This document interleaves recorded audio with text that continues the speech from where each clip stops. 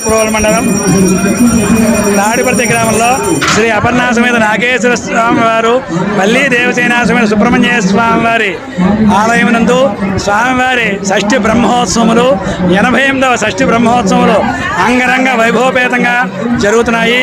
ఈ రోజు ఉదయం 3 గంటలకే స్వామివారికి మహాన్యాసపూర్వక ఏకాదశ వార రుద్రాభిషేకం జరిగాయి. తర్వాత సర్వదర్శనం జరుగుతోంది.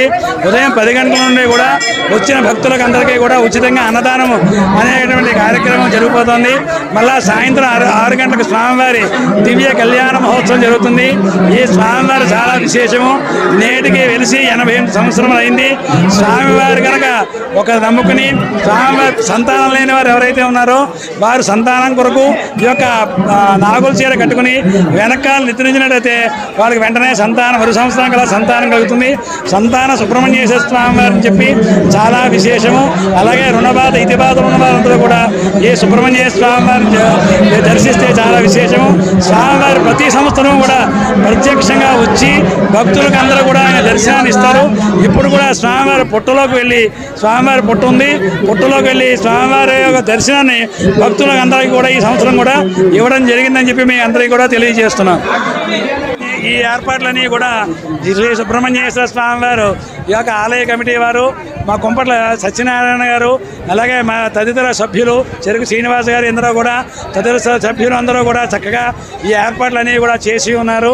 గ్రామస్తుల యొక్క దాతల యొక్క సహకారాలతోటి ఈ ఉత్సవం అంతా కూడా జరుగుతుందని చెప్పి మీ అందరికీ కూడా తెలియపరచుతున్నాను. విశిష్టత ఏంటంటే నేటికి 88 సంవత్సరం అయింది స్వామివారు ప్రత్యక్షంగా వెలిసి. అలాగే స్వామివారు నేటికి కూడా పుట్ట పెట్టబడి పుట్టలోకి ఆయన వస్తూ వెళ్తూ ఉండడం జరుగుతుంది. అలాగే ఈ షష్ఠి మహోత్సవములు జరుగుతున్నటువంటి రోజుల్లో ఉత్సవం రోజులు ముందు రోజుల్లో స్వామివారు వచ్చి భక్తులందరికీ కూడా ఆయన దర్శనమిస్తారు. అలాగే ప్రతి సంవత్సరంలాగే ఈ సంవత్సరం కూడా అప్పుడే వేళకి 3 రోజులైంది స్వామివారు వచ్చి అందరికీ కూడా దర్శనం ఇవ్వడం అనేది జరిగింది. స్వామివారు ఎప్పుడు కూడా పుట్టలో ఉండి సంతానం లేని వారు ఎవరైతే ఉన్నారో వారికి నాగదోషం వారు ఎవరైతే ఉన్నారో వారందరికీ కూడా ఆ దోషములన్నీ కూడా పోగొట్టి సత్సంతని ఇస్తారు. ఈ సంవత్సరం కూడా స్వామివారు వచ్చి ఉన్నారు.